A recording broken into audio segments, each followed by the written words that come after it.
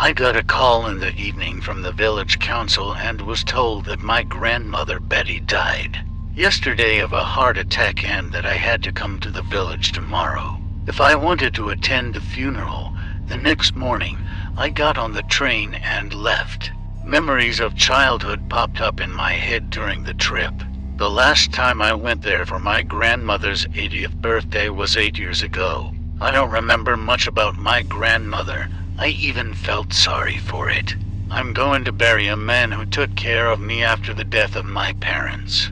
But there is nothing to remember about him, in addition to memories of my grandmother. One story came to mind that I strongly associate with the village. It happened many years ago, when I was very young. A boy of my age disappeared. They searched for him for weeks, and then his body was found not far from the cemetery, the corpse tormented, as if some kind of predatory beast gnawed the boy. Since then, we have a belief that if you walk around the village after 11, then a werewolf will grab you and eat you.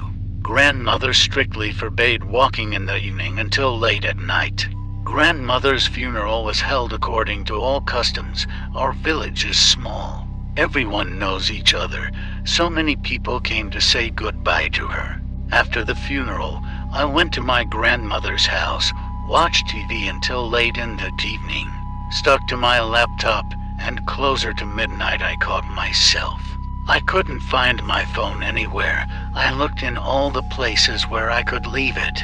I even looked into the wooden push. Well, did it fall into the graveyard? I climbed into the old grandfather's box. My grandfather has been dead for 15 years. Took out an old kerosene lamp from there. I couldn't find anything more modern, and went to the cemetery. It was midnight at the clock. Having walked 500 meters from the village, I reached the cemetery. By nature, I am not cowardly and not superstitious, but when I entered the cemetery gate, I felt inner anxiety, lit the lamp and went to my grandmother's grave. Not reaching the grave of 100 meters, I found my phone lying neatly in the middle of the path. At this moment I should have turned around, scolded myself for absent-mindedness, and headed back to the house. But I did what I reproach myself for to this day. I decided to walk through the cemetery. Having passed 500 meters, I froze. Someone was fiddling in the grave of my grandmother. The first thought in my head, marauder, well, I think I'll go to the bully and crack on the head. I'll know how to dig in the graves. I quickly reduced the distance. I reached the gate and froze. A shiver ran down my back like lightning. My legs buckled, barely holding me upright. What I saw did not look like either a marauder or a person at all. I looked at it from my back and was afraid to make a sound, then, exhausted by abrasions. With open wounds, the limbs are incredibly thin and long. It sat at the excavated grave and ate the corpse of my grandmother. The smell from this action hit my nose. I could hardly restrain myself so as not to lose consciousness. I continued to stand and look. Fear brought me legs. I don't know how long I stood like that, but in the end she ate. Threw the remains of my grandmother back into the grave and froze.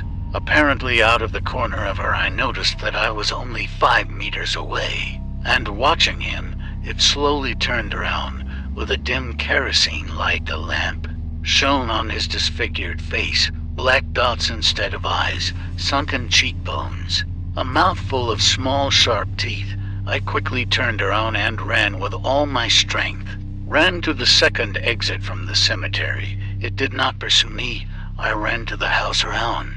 Through avoiding the cemetery, closed the yard with a bolt, ran into the house, closed the door with all possible locks and chains, sat on the bed and tried to understand what I saw.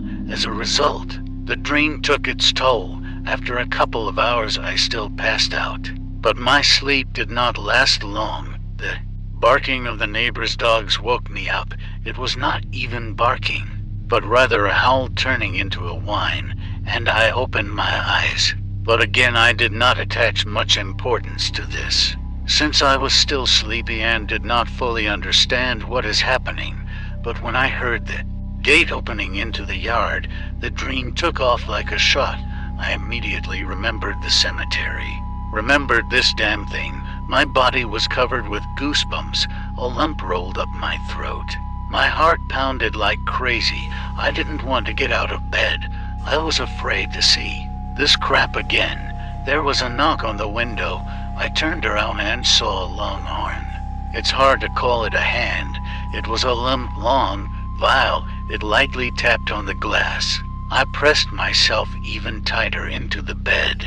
I hoped with all my heart that it would not notice me, that it would think that I was not in the house, but it apparently knew that I was here. The tapping grew into stronger knocks. This feeling of fear that I had then inside, just beyond words.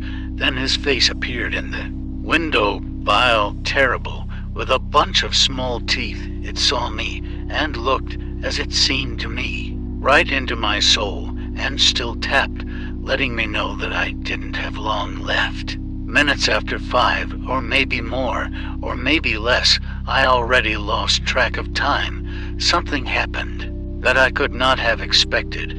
I heard knocks on another window in another room, then in the kitchen and on the door. It turns out they a lot. That's when I came to my senses for some reason.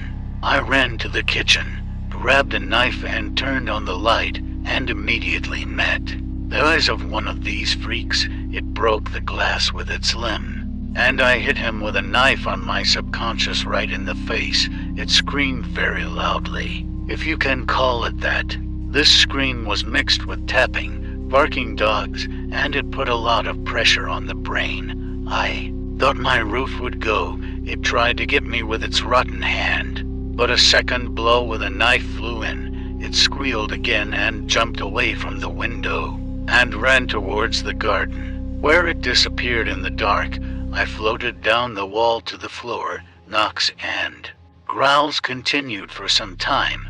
I can't say exactly how much time has passed, but all this stopped, and I sat like that until the morning. In the morning there was a knock on the door. I listened for a long time to who was behind it, opened it. An elderly neighbor stood on the threshold, invited him into the house.